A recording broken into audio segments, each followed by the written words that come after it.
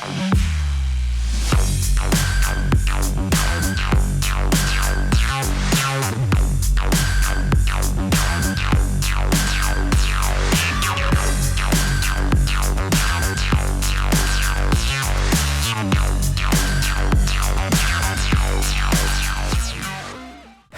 and welcome, my name is Retro, and today we will be covering the extremely popular Warframe, Wukong. Wukong has an long history from being one of, if not the most powerful Warframes in the entire game. So powerful, in fact, that DE reworked him not to make him better, but to make him worse. Yes, DE thought it necessary to rework him to balance his kit out more to make him less powerful. Even after his rework, players still found multiple ways to completely break the game with him. To AFK farming, to heavy attack spam, leading to multiple nerfs for Wukong's kit to make it so that people could stop breaking the game with this incredibly powerful Warframe. On top of this, he is also an incredibly popular and very good Warframe when it comes to new players, and he is also the best stealth frame in the entire game. It is no surprise that Wukong has been consistently the top most played Warframe, or at the very least second most played Warframe, years in a row. However, I've always kind of found him mediocre. I've recognized how powerful he can be with specific game-breaking builds, but I've always found them quite gimmicky and kind of not want to play them. And outside of his gimmicky nature, at least since his rework, which unfortunately I was never fortunate enough to play him before his rework, I've kind of felt him being a bit And although I've always kind of wanted to make a build for him because he has a really cool kit, and I've really enjoyed his kit, but I've just never really found a build that I really liked for him. Introducing the Exalted rework. Now, Wukong has an Exalted weapon, and as I said, he's had a long history of being one of the most broken Warframes in the game. However, his Exalted weapon, funnily enough, has been widely known as the worst in the game. And there are multiple reasons for this, mostly because of its damage time per waiting, also because its stance is really bad and even stuns you on the forward attack stance. But the Exalted rework, plus other changes that have come to the game in recent months or even a year, have made his Exalted weapon a lot better. But before I go too far into this build I have for Wukong, let me first, as I do in all my videos, explain how his kit works. So let's talk about his passive. Wukong's passive has a random chance to give him a health gauge whenever he would take lethal damage. So it doesn't always activate, it is random, so you can still die, but it can activate up to 3 times each mission. When it does activate, Wukong will have 2 seconds of vulnerability, plus he will also have 50% of his health restored. In addition to this, he will also get 1 of 3 random buffs, and he can only get the buff once, so the buff won't double up. 1 of 5 random buffs. These buffs are 300% elemental damage for 60 seconds, 30 seconds of invisibility, 30 seconds of invulnerability, enemies killed will drop extra loot for 60 seconds, and orbs will have 4 times the effectiveness, such as health orbs and energy orbs, for 60 seconds. Wukong's first ability is called Celestial Twin. This is a really cool ability. What it does is summons a twin of yourself. This twin is a computer that will run around, distract enemies, as enemies will be able to shoot it, and also deal damage to enemies at 50% of the damage that Wukong does. However, you can cast the ability again to make it target a specific enemy for increased damage. The clone will also have 2 times the health of Wukong, and the amount of health it does, the health bonus it does scale off power strength, which is why you can see my clone having a lot more than just 2 times my health, because power strength has increased the amount of health it's gotten. Wukong also uses Wukong's weapons itself, and it will chip into your ammo count. So don't use a weapon that has little ammo. The way this works is Wukong's clone will use whatever weapon you're currently not using. If you're using your ranged weapon, Wukong will use the melee. And if you're using the melee weapon, the clone will use whatever your last used ranged weapon was. In this case, my last used ranged weapon was my secondary, Epitaph Prime, so my clone uses Epitaph Prime. However, if I switch to my primary weapon, Tenaglaxin, and then go back to my melee, you'll see that my clone is now using the Tenaglaxin instead. The clone has infinite duration and will only deactivate if it is actually killed by enemies. However, you can hold cast the ability to make it despawn. The augment for this ability will allow you to hold cast the ability to make the clone perform a slam attack, which will suspend enemies in the air, offering you quite a bit of crowd control. The augment for this ability will also turn off the capability to deactivate the ability by hold casting, as hold casting will now perform the slam attack instead. Wukon's second ability is called Cloud Walker. Cloud Walker will turn Wukong invisible for 2 seconds as he becomes a cloud. It will also give him the ability to fly at 300% movement speed. While he is in this state, not only is he invisible to enemies, but he can also not be detected by any security systems such as lasers or security cameras, making him the ideal Warframe for spy missions, because he is a lot faster than pretty much any other spy frame. He can go through cameras and lasers without being detected, and he can fly.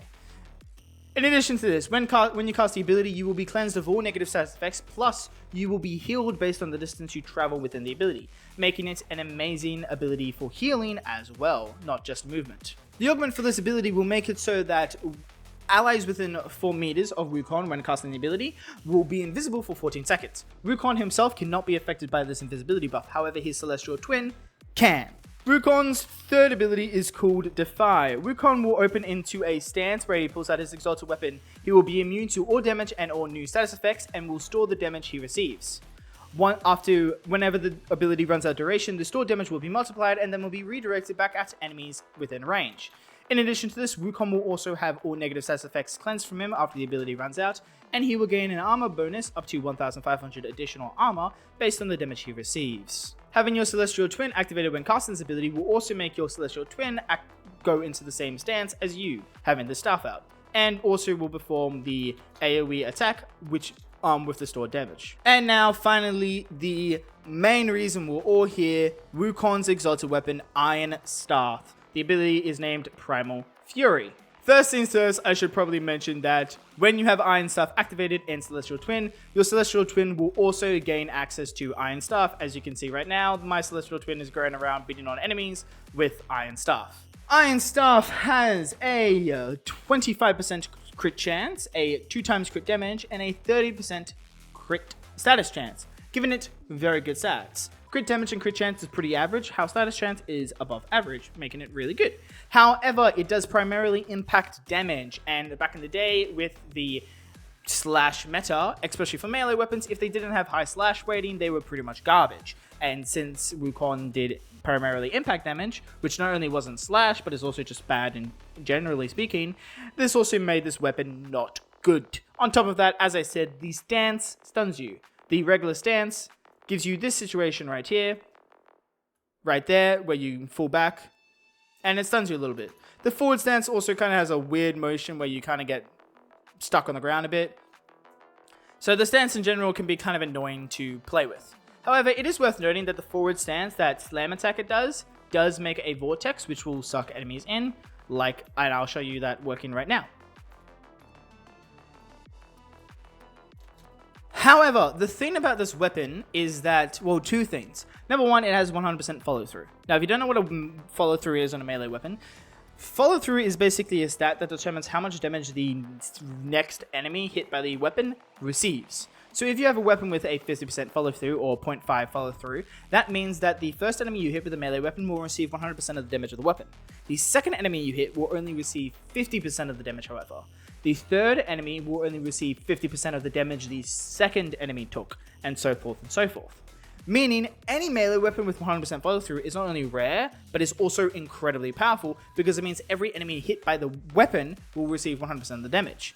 When you pair this with the fact that the weapon's base range is 3.5 meters, which is really high, and the fact that it gets an additional 0.5 increase to its base range per combat counter for an increase of 5.5 meters, giving it a total range of 9 meters, which is insanely high, you have a weapon which does 100% follow through that can absolutely hit a massive crowd of enemies. And then the last thing you need to consider is the fact that it has a high status chance. So we have a weapon with a high status chance, 100% follow through, and a very, very big range.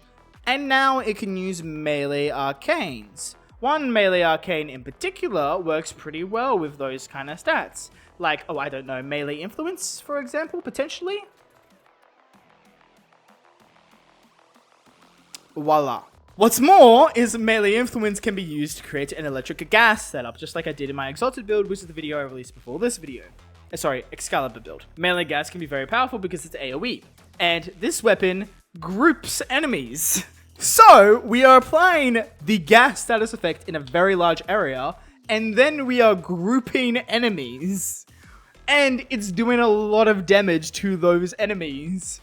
Meaning the weapon does a lot of damage to enemies in a very large area. It's not quite as good as Excalibur, because Excalibur gets an insanely powerful melee damage buff through his third ability augment. But this update has made Wukong's Exalted go from one of the worst Exalteds in the game to a really good weapon. I'm not going to make any claims about it being the best Exalted in the game. I haven't gone through and actually tried all the new Exalteds with this update yet, so I can't make that claim. But it is really good now. At least it has had a gigantic improvement to what it once was.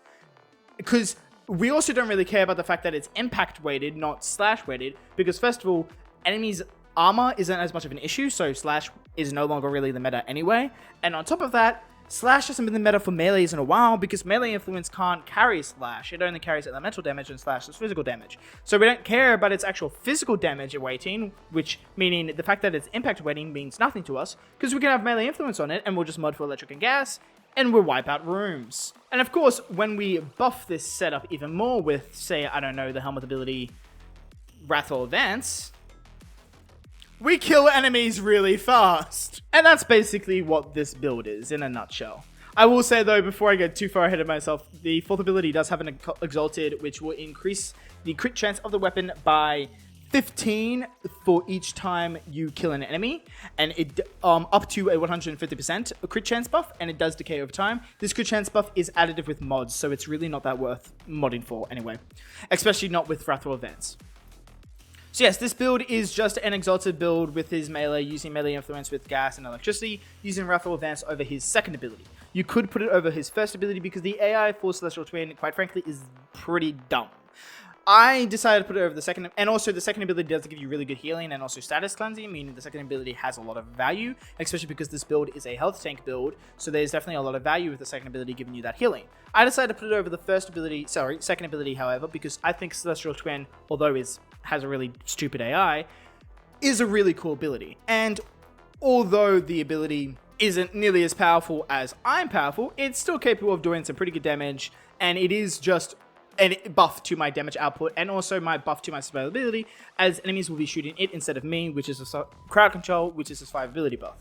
However, it is important to note that Wrathful Advance will not carry over to Celestial Twin. Only I will get the crit chance buff. Wrathful Advance is activated right now, and you'll see that it is only yellow critting. You'll see our red crit, and you'll see it only yellow crits. So that is important to know that it isn't buffed by Wrathful Advance. If you wanted to use Raw instead, you would need to mod for crit chance on the weapon, but Raw would actually affect Celestial Twin, so that could actually end up being a better setup. I don't know, I haven't tested it. Anyway, let's go over the Wukong build itself. First, the Arcanes. I have put on a Tower Forge Amber Archon Shard, just for maximum energy field on spawn.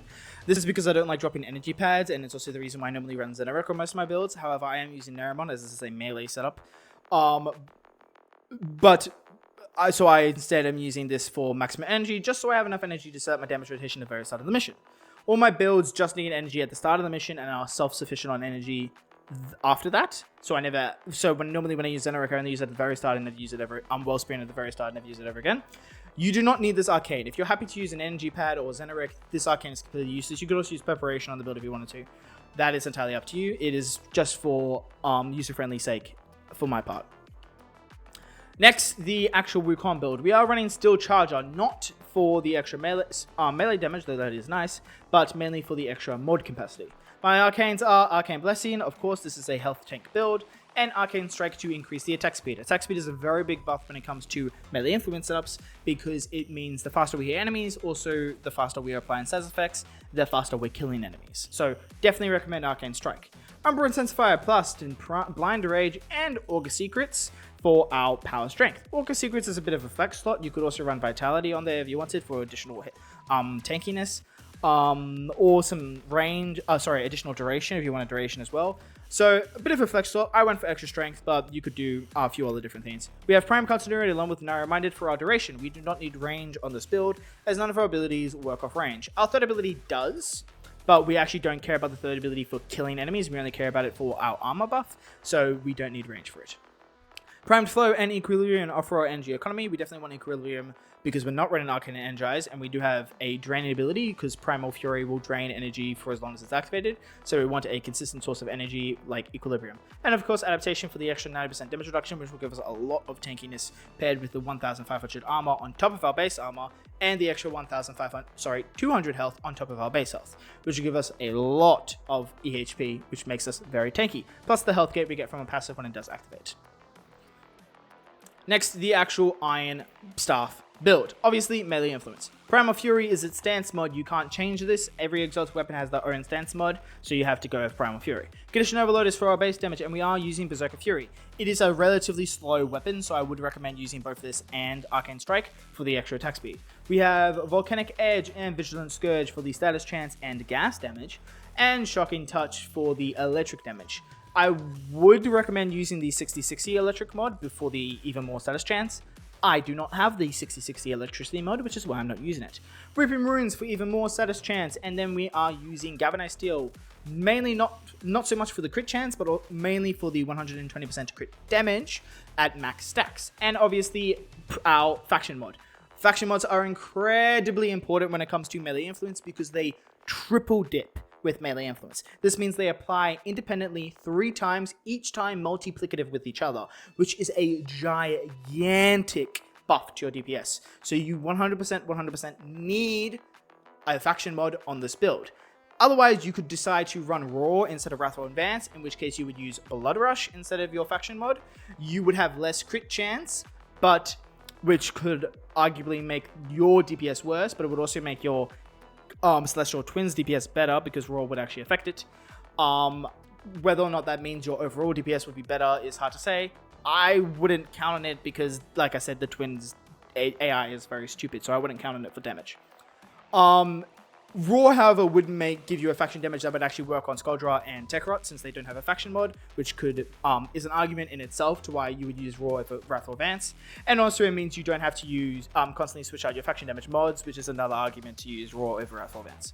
However, I went for Wrathful Advance just because red crits are nice. For the companion, I am using the Panzer Profiler. This is for the Martyr Symbiosis mod, which gives me a health gate. Yes, Wukong's passive is a health gate, however, it only applies randomly. Martyr Symbiosis gives us a guaranteed health gate, which adds even more survivability to our health tank setup. And I would highly recommend using Panzer Profiler on pretty much any health tank build, because the biggest issue that health tanks have is the fact that they don't rely on shield gating like a shield tank or shield gate build does. But Martyr Symbiosis gives you a health gate, which kind of makes that point mute. Viral Quills to apply enemies with a viral status effect, which will increase our damage, and also not just for condition overload, but also because the viral status effect increases damage against enemies' health. Furthermore, it will also work with Tendon Bond to give us increased melee combo to build up our combo faster, and it will also work with Synth Deconstruct to drop a lot of health orbs, not only to give us energy through Equilibrium, but also build up Arcane Blessing faster. We are using Panzer Devolution, which will lower our Panzer's respawn timer by 30 seconds, which is half its base respawn timer, and it will also make it so it can actually do stuff when it's dead, which is incredibly useful and incredibly really good thing, what makes the Profilers really stand out as companions. Back Leader for the companions healing, Tenacious Bond to give us additional damage to our weapon, and Hunter Recovery to heal us. Yes, we are actually using Panzer Profiler to heal us. Now that companions actually do quite a lot of damage, Hunter Recovery is actually pretty good with healing. It's not the most consistent, so if you wanted a really consistent healing, you'd probably want to use Wukong's second ability still. But it is pretty good. It gives us a bit of healing, plus with Equilibrium, it also gives us healing. So it's nice. It works relatively well, at least on base to path levels. Link Vitality for the Companion's survivability, and Fetch is a must-have mod. The Companion's Claws are modded purely for utility, not for damage, but they can still do quite a bit of damage. Protection Posture will apply 4 puncture procs onto enemies, which not only weakens their damage output, applies us with another status effect for condition overload, but it also gives us a crit chance buff against those enemies. Swipe will increase the amount of enemies that get hit by the companion, which works really well with Tandem Bond. Shocking Claws to increase its status chance and convert its elemental damage type to electricity. Precision Conditioning to increase its base damage and convert its physical damage type to slash. This then synergizes with Bloodthirst, which will let the companion heal itself per tick of slash damage on an enemy. Core of the Weak is basically condition overload for a companion. We have a Ballerina, which will force proc the impact status effect, but we are pairing this with Magnetic Strike, which converts those impact status effects to the magnetic status effect, which gives us increased damage to Overguard and Shields, and then Bite, mainly to increase its crit chance for Tenacious Bond. For the other utility weapons, we have whatever rifle you want to use, and I would just recommend putting on Amalgam Belt Serration for the movement speed, and also primary dexterity for the extra combo duration at max rank. And of course, you can run whatever secondary you want. I would highly recommend, however, using Amalgam Barrel Diffusion for the extra rolling speed, along with the 2 Organ mods for survivability. They're still good even on a health tank setup because it's just free survivability, so why wouldn't you use it? And of course, secondary dexterity for the extra combo duration. And naturally, the focus skill we are using is Naramon for power strikes, which makes it so whenever our combo duration does run out, we only lose 5 combo instead of all of it, which is really, really nice and really useful on any quick attack melee setup. Anyway, this is the build. I hope you enjoyed this video, and I hope you're having a lot of fun with the new Exalted weapons. If you have, try it out. Like I said, I haven't gotten around to trying out all the Exalted Warframe yet. So if you have any recommendations of one of the Exalted Warframes that I should try out next, please leave a comment down below giving me that recommendation. I would love to see what you guys would want to see next. And give me a like, give me a subscribe, maybe check out some of my other videos. You might find some other videos you enjoy. And until next time, bye bye.